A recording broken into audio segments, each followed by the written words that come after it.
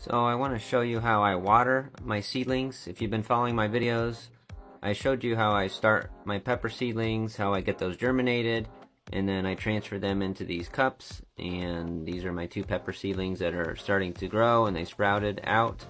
And now it's time to water them. So I don't water these very often, especially when they're small. The roots don't take up very much water at this stage.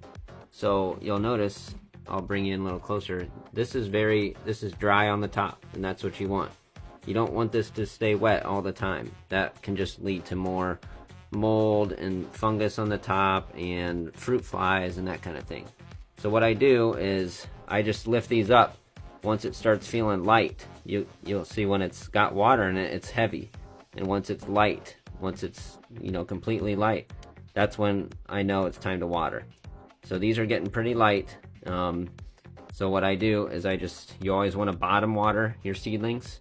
You don't want to pour water on top of these, because then that'll just disturb the soil on the top, kind of mess up your little seedlings.